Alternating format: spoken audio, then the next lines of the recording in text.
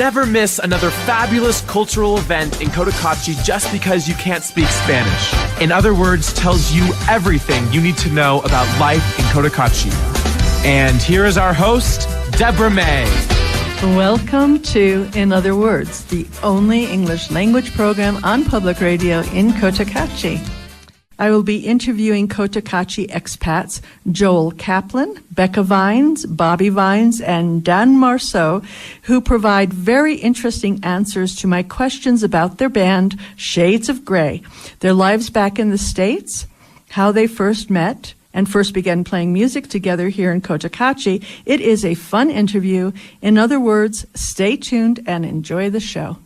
Welcome to Something to Talk About, the part of In Other Words where we introduce you to local celebrities, the people who make Cotacachi happen. And we are delighted today that this very special band that all of you know has agreed to come in, not only talk with us and talk about their lives and their music, but also play a few tunes. And that is, of course, the Shades of Grey. So welcome to Bobby and Becca Vines. Thank you. Welcome. Thank you. We're to Dan Marceau. Thank you very much. And Joel Kaplan. Oh, hi, Deborah. Thank you. It's just really a pleasure to have you here, and I know folks are going to love listening to what you have to say.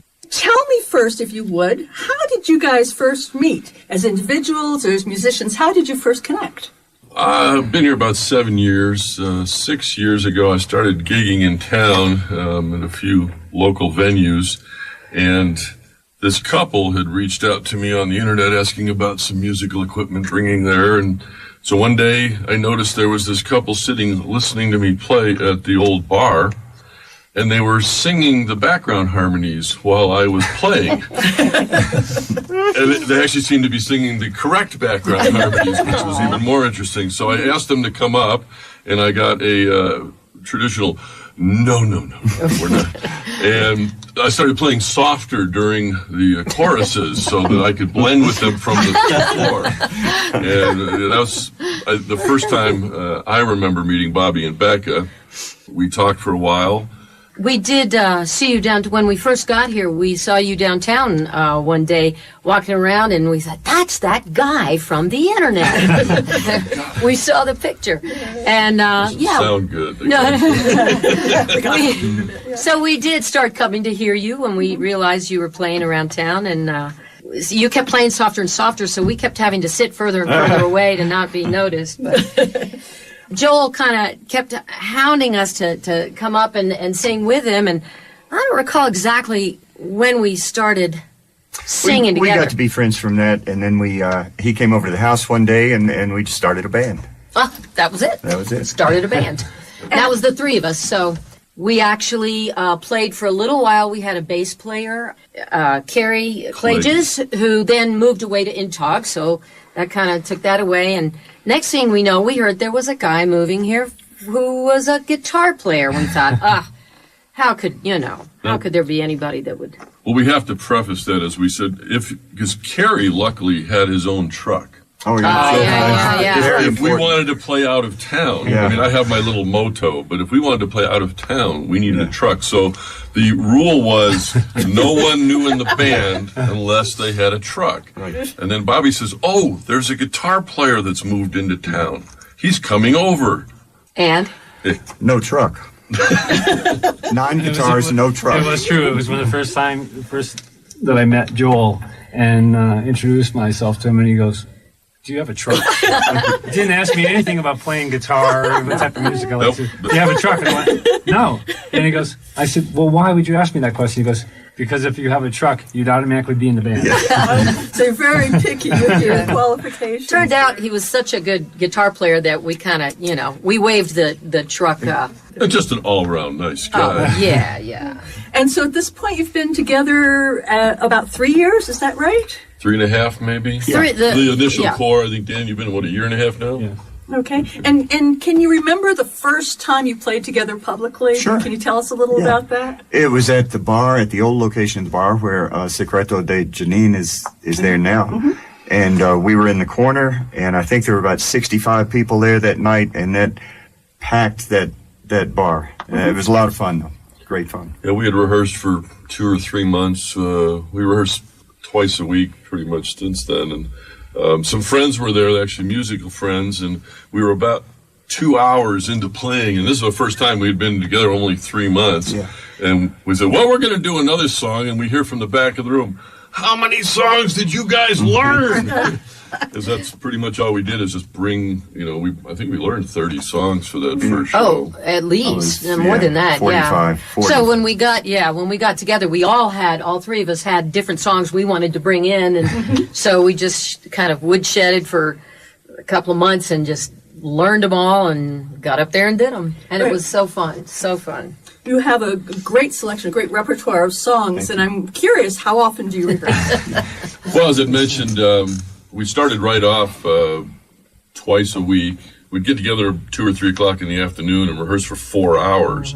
And then over the few months, we started progressing that the first hour turned into a kibitz hour. We'd sit around a table and we would just catch up, and then we'd rehearse for about 3 hours. But we still do that to this day every week. Twice a week, unless somebody's out of town. It's, people play canasta here and they play, cards and whatever. This is our social hour, or 4 hours, twice a week. So a lot of work goes into these performances. Right, and sometimes it's when we know we've got a specific date coming up, and we work, get very focused on what we're going to do specifically for that gig. But even when we don't have something directly coming up, we still get together. We play with things. We kind of try things, experiment, do new stuff that maybe somebody wants to throw in, just jam a little bit. So we still get together, even if we don't have a goal in the near future. And sometimes you do, because you have specially themed events. You have, for example, your luau party, carnival, a disco party, a 50s sock hop, a country hoedown. So sometimes you're selecting songs just for that particular event. Who comes up with these themes? And tell us about that. That's we all brainstorm about the events, and since we play here in Cotacachi almost exclusively, and we're always playing for the same group of people, we try to make things different each time. We come up with different themes and then add some songs in for that fit with that theme. And that's where Jeanette and Brian, have to mention them, Jeanette and Brian Sullivan, because they work very hard on these events to make them special. And Jeanette says, what's our theme going to be? We'll think of something, and then she'll make it wonderful. So. And it kind of started, that whole aspect of it kind of got its start a little over 2 years ago, when Jeanette and Brian actually came to us and asked if we would do an actual fundraiser with them, because they had been working very closely with relief at the coast after the earthquake 2.5 years ago. So, of course, we wanted to jump in on that. And so they kind of organized that event. And we did the fundraiser, and we realized, wow, these guys are incredible organizers. And the shortly after that, when we were getting ready for our next gig, we said, you guys, maybe we could get together here, have a little organization, and get you to help organize and make it something special, not just show up and play some songs for people. That kind of started that collaboration, and now they're a total part of our experience in our organization, and they work hard, like Bobby says. Yeah, the large parties we wouldn't be able to do without them. They cover the marketing and the decoration and helping with the theme. It was for the first year and a half or so, 2 years, we played exclusively at my old bar, and we would bring 50, 60 people in, but we realized that if you're going to continue to play for the same people in the same market, you needed to involve the people that are attending. And you need to make it an event, not just, the band's playing this weekend. Well, no, it's something special. Pretty obvious that people like to hear what they grew up with, and it's being played by people who grew up with it. There's a big connection factor with your youth and hearing us play the songs that we grew up with. So, can you play us one of those songs now? Can you give our audience a little treat? No. 3, 4, 1, 2.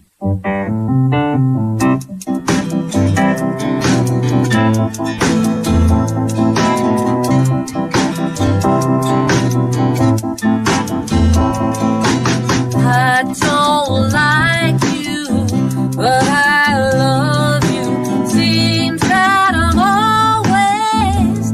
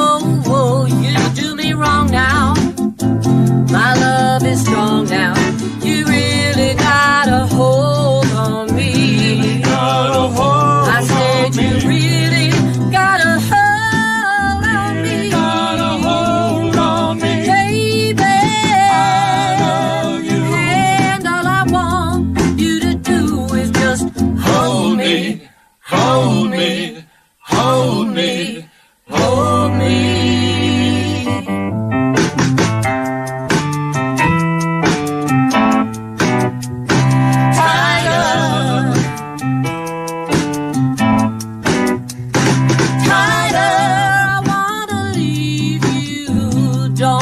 Stay here, don't want to spend another day here. Whoa, whoa, whoa, I want to split now.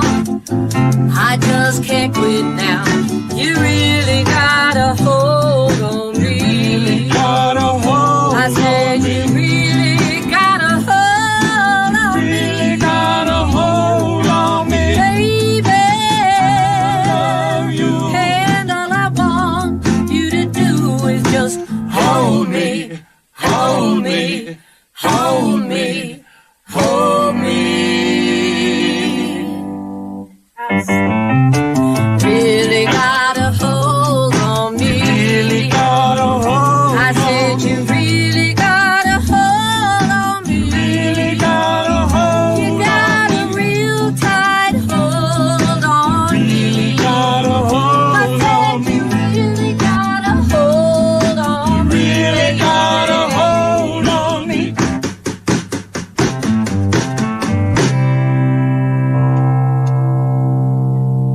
Fabulous. Absolutely fabulous. That's so much fun. Sure brings back memories. I'm sure that's why you get well over 100 people at some of your performances. Yeah. Yeah, Yeah. it's People been, love you. We're averaging People about love you. 100, We love them. 125 on average these days, and we are just extremely overwhelmed at how well these events have gone off. And You know, after the first couple of the big events, especially with the themes, I was amazed.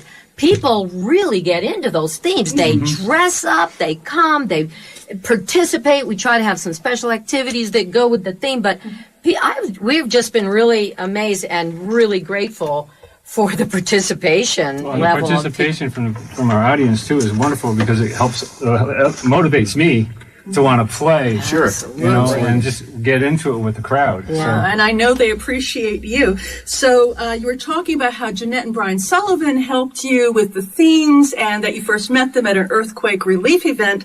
And you've actually provided music or been the main draw for quite a few charity organizations. And Certainly, we were motivated by that first fundraiser we did. When we started doing our regular gigs, though, we did want to have a charity component to the gig, but we don't do events that are strictly fundraisers. We want our events to be something that people can come to and just have fun. It's a dance. It's a party. We want contributions to charities to be totally voluntary. In other words, rather than having a portion of our cover charge go to something, we want people to be able to contribute voluntarily. So our platform now is that we offer a venue or a platform for a charity at our gigs, and we have some criteria for that. We want it to be something very local so that it's also then has a very personal connection to either us or our friends or someone in the community. And we like for it to be something wouldn't necessarily have another option for fundraising, that maybe we can just help a little bit with this. Sometimes it's local families, literally just a family who has a very serious need. Sometimes it's a small organization. So what we do is then we have a raffle during the night so people can contribute voluntarily. We have been overwhelmed by the generosity of the people, but during that time, it's just been a wonderful thing to do, without making it about us or about us doing a fundraiser. We've done things for families, like I said, for Special Olympics, that is just when it was just getting started here, for some scholarship funds. Yeah. And you do some work with Special Olympics. Yeah, direct Bobby, volunteer yes, work as Bobby well. and I do also. So that was a very personal thing for us. And we like to have someone from either, whether it's a family or a group, an organization, to be there at the event and they run the raffle, they run their donation part of it. So it's kind of a little different way of supporting the community. That's wonderful. Joel? And we also discovered that there are so many worthy causes here that if we were actually just playing charities, that's pretty much all we would be doing. There is a certain point where we do like to actually get remuneration for It's okay. Are professional musicians. Well, yeah. Well, Most of it goes back into some kind of overhead, so, but... We're like musicians, we keep buying things. Dan's 8 guitars all need care, constant Yes, care. that's so. true. We never see this the other 7. No, but- but they're well cared You for. never have enough guitars. You never have enough guitars. I know that some of you played professionally back in the States, and I know folks would be very interested in knowing what kind of day jobs you have. What did you do professionally back home, and where are you from? Bobby and I are from Tennessee, outside of Nashville, so we were always, around a lot of music. We did music, Bobby likes to always say semi-professionally, but our Because we made about half enough to live on. So yes, we thought but we were also teachers. We taught school, both What did of you us. teach? I taught middle school, social studies and computer skills and that sort of thing. And so we did that for the last 28 years before we moved here, while also doing music. I taught elementary school music outside of Nashville there, and we were in a band on the weekends that traveled all over the U.S. We played for parties, like usually a party with a theme, a lot like we do at La Tola. You were both teachers, Tennessee. What about you, Dan? Where are you from? What'd you do? Born and raised in Springfield, Massachusetts. I didn't play the circuit like these pros did, but amateur guitarists, played the local clubs and such, and just had a great time, And my career was service director in automotive business Automotive. until 2 years ago. Okay, and you're recently retired? Yes. Having come to Cotacachi. Now I'm reinventing my life here with this fine group of people. Okay. Joel? Well, I'm from, what do they say, Chicago. I'm from Chicago, and then I moved to Vegas about 20 years ago. Wanted to be a rock star when I was 15, and wasn't smart enough to figure that out. And if you talk a lot and you have a musical background, you end up selling audio equipment. So I ended up as a career managing a sales company, selling audio and video equipment, and still played. I think I calculated a while back, I've probably done about 2,500 shows in my 45, 50 years, and I have gray hair and a sore back. And speaking of gray hair, who is the genius who came up with the name of your band, Shades of Grey? How did that happen? About the time we were starting our band, the movie 50 Shades of Grey was just out. And so it just seemed natural that we would be 3 Shades of Grey. And because you all have gray hair, our listening audience can't see that, but you all have gray hair. And so does it, most of our audience, so, Yeah, and that just fit. Which guy was it? It was the gray-haired foreigner. With the beard, the one. Yeah. And so then when Dan joined the band, it was really hard for us to come up with dropping the 3 and just be the Shades of Grey. So that. Well, remember that interim? We had a bass player for a while with Kerry playing bass, and 4 Shades of Grey didn't seem to have the same resonance. Right. And then I can't remember who it was when they said 3 Shades of Grey and a string. Yeah. that was So so that became Kerry, and then we realized that for musicians, 3 people, 4 people, 5 people, the math got a little difficult. It was hard. So just drop the number. You're going to stick with Shades of Grey? You're happy sure. with it? So right now. Sure. Well, everyone knows the name for sure. Do you play at private events like weddings or holiday parties? Do you ever play for city-sponsored events? Well, as often as possible. Well, we haven't done city-sponsored events. We do play quite a bit of private. We just played one last weekend, and they're lovely. We get, again, a lot of the same people because you have a finite crowd here, but we are available regularly for parties. So what kind of events would you play at? The one we just played was an anniversary party. We played just some house parties, 4th of July picnic kind of event.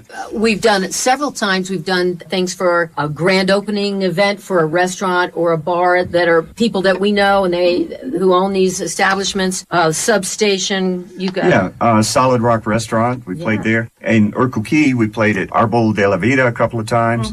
We played at Travelers Pub here in town, Substation, and of course Secreto de Janine. For us, especially the grand openings, event things for these businesses. I had a small business here that didn't survive, so understanding that if they're doing a grand opening or something special and we can bring in a crowd, we like to help. It's something to help market these businesses because they're doing such a great service to the community. And you sure do bring folks in because whenever you are playing for an opening, everything else empties out. Everyone's heading out to that venue for sure.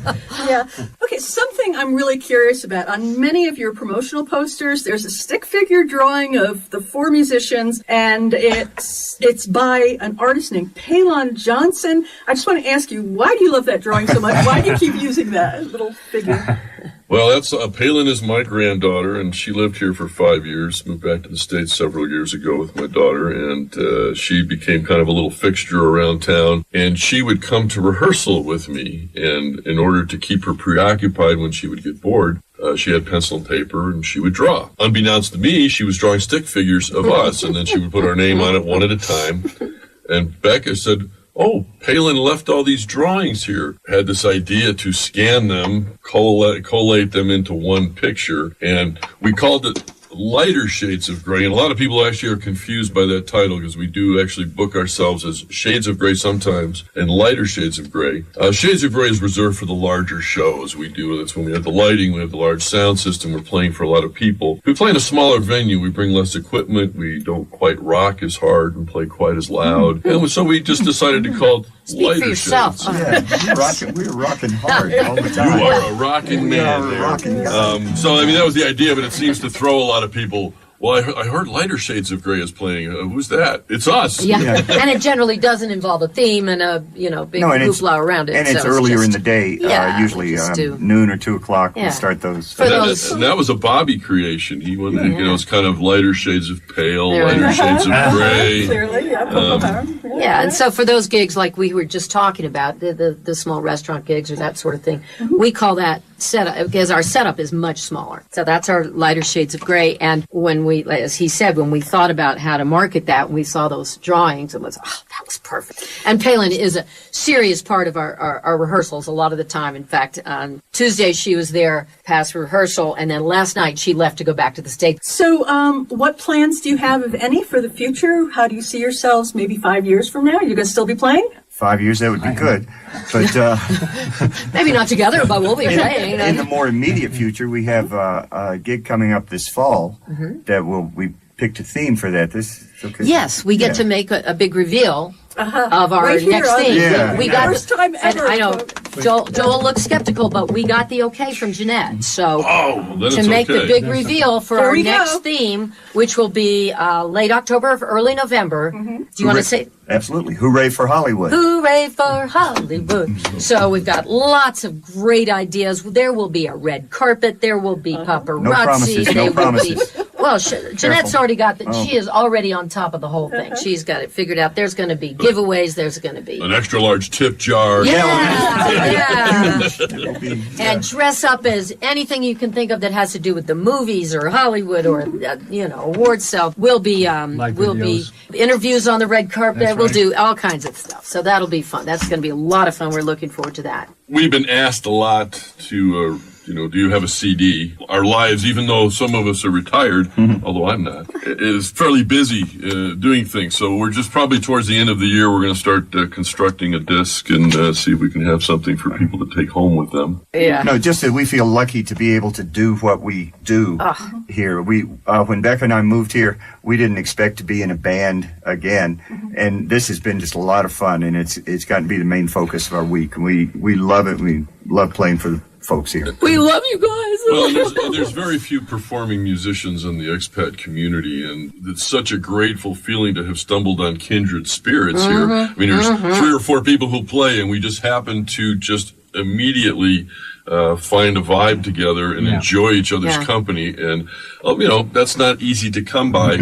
And when you're the only musicians in town and you have that, it's quite special for us. Prior to my coming here and doing research for Ecuador, and I had seen Joel on the internet, and I told my wife that, one of the things I wanted to do is when I reinvent my life was to become a more accomplished guitarist. And having met these 3 here have helped to push that envelop with me, and I appreciate and thank you very much. They're great people to jam with for all of rock us. and roll. For all of us. There will be a fee for this. No. Well, I don't think we ever imagined that we would be able to be in this position when we, got here. So we're all very grateful. Absolutely. And you are such an asset to Cotacachi, to the you. entire city, as well as the expat community. I thank you so much for taking the time out of your busy lives to come and share information about the band in your lives.